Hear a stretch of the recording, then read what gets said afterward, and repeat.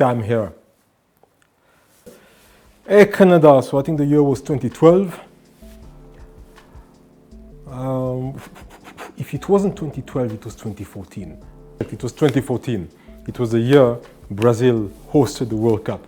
I remember that because I went to Brazil that year.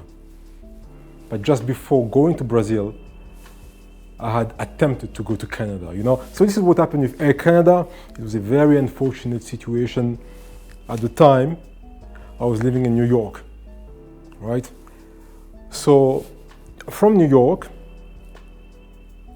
I decided that I wanted to go and see the Niagara Falls, right? The Niagara Falls. I had never seen them before. It was always something that was on my bucket list, you know, the Niagara Falls, you know. So I was in New York and I thought, hey, I'm in New York. And I don't know why I was thinking about the Niagara Falls, but I remember thinking, I saw something on TV about the Niagara Falls anyway. And I thought, I'm not too far from there. Let's go there, right? So I checked in online, you know, hotels, I booked my hotel, all that stuff, a nice hotel, just by the Niagara Falls, on the Canadian side, you know? And then, I think I booked 2 hotels. There was one in the US side and one in the Canadian side, you know, because I wanted the experience. I wanted the experience from both sides, you know. So anyway, so I looked at the visa requirements and all that stuff in 2014, and I was gonna spend one day in Canada at the Niagara Falls and then come back to the US. So the arrangement at the time in 2014 was that, you know, you can have some sort of a transit visa there, you know. So it's like I'm in New York, I'm going into Canada, and then within 24 hours, I'm crossing back into the US. You know, so that was fine, you know. So not too many visa issues. It was more of a transit visa type of situation. I don't remember details, but I think a transit visa was good for 48 hours.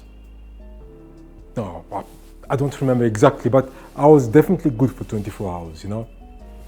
So I was excited, you know, I had my camera equipment and all that stuff. Left my place in New York, went to JFK, flight was booked and all that stuff, you know. So from the time I booked everything to the time I left, it was about 2 weeks, I think, you know. So anyway, on D-Day, I went to JFK, went to Air Canada, you know, to check in. It was early in the morning. My flight was gonna be at 6 in the morning or something like that, you know. I was gonna arrive in Canada early morning. I was gonna start my photography. I was gonna do Niagara Falls morning, noon, afternoon, and by night I was gonna leave and go back to the US, come back to the US, you know. So just a one day in Canada, you know. So anyway, I arrived at Air Canada, showed my passport. The lady there at the counter was, up to this day, the rudest airline employee I had ever encountered. She had a huge attitude problem. She just looked at me, looked at my passport there, and she gave me massive attitude. Like I wasn't sure what was going on there.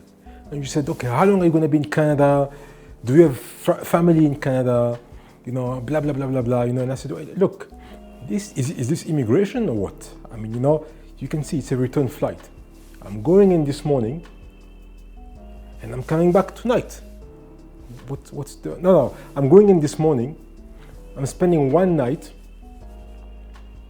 in that hotel. And then I'm back tomorrow at 5 a.m.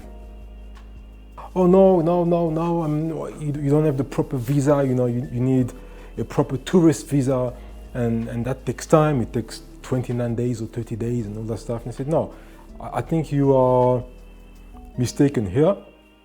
I've been in contact with the Canadian representation in the US. I've called them, I've emailed them, they said everything is fine. Here's the email, saying that, it's fine for me to go for this one day. And she said, I don't care about that email and I don't care about who you spoke to, you cannot take this flight. I said, no, but that's not okay. Can I speak to your supervisor? He said, no, I'm the supervisor here. So anyway, she gave me a lot of attitude, and at the end she was adamant that I'm not flying. She said there was a risk, there was a chance that I was gonna try and get into Canada and then stay there as an illegal immigrant. And I told the lady, why? First of all, I'm a doctor. I've got no intention of getting into Canada and do some small type of jobs as an illegal immigrant. I've got no intention of getting into Canada and working there illegally in some McDonald's or something. Come on. Secondly, we are in New York. I'm in New York. Why would I leave New York to try and get into Canada illegally? Who leaves New York City for a better life in Canada? Not me. She was very upset when I said that. Very, very upset. She really didn't like it when I said that. And the whole conversation deteriorated, and basically she said, you're not going anywhere. I couldn't fly. So I said, okay, I need a refund. You need to refund me my money. It's bad enough that I'm losing the hotel money, because it's too late for cancellation. But I need Air Canada to refund me my money. And he said, no, we can't refund you your money. It's too late, You have to do that at least 24 hours earlier, or I don't know, there's a time frame then. I said, no, but this is completely unfair. I've got documentation here stating that I can go into Canada from New York for a day and come back. From the Canadian representation in the United States of America. And now you are denying me boarding. Obviously, I need a refund. And she said, no, you're not going to get any refund. It's too late. So I went at the counter and I told them, I explained the story, and they said, no refund.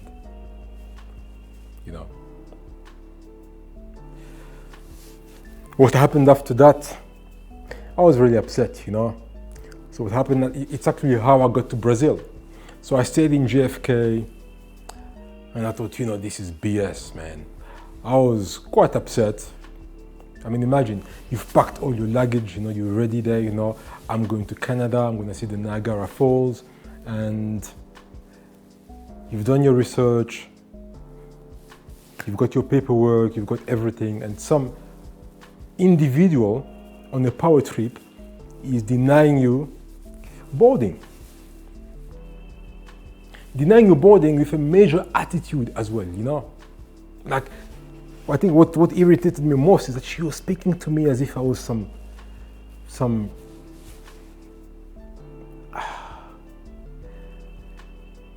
she was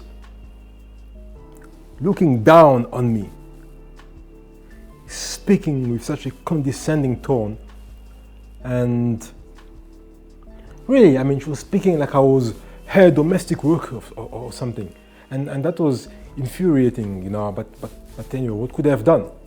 And then on top of that, they refused to refund me, so anyway,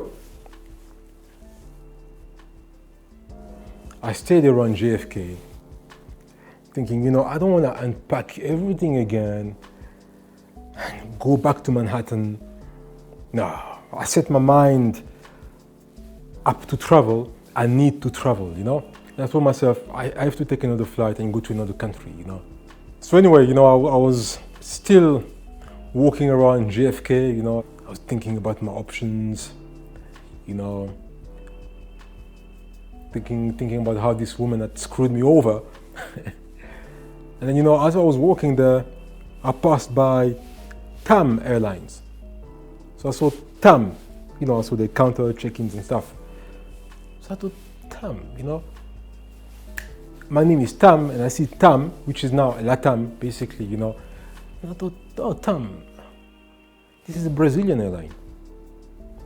And all of a sudden I thought, you know what, Brazil, they've got the most beautiful waterfalls in the world there, with the Victoria Falls in Zambia, Zimbabwe, They've got the Iguazu Falls.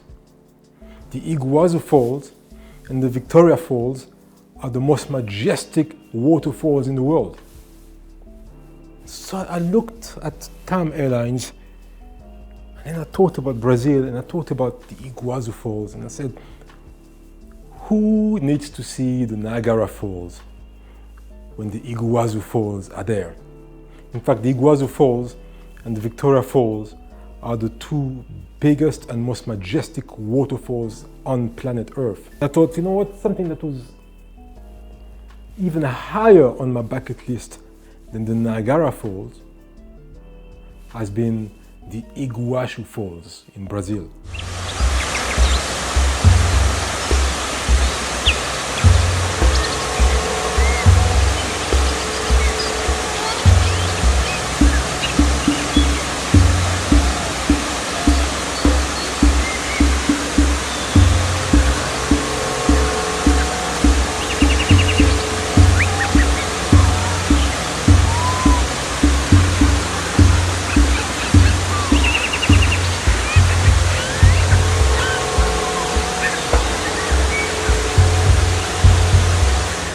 So anyway, I thought, you know what?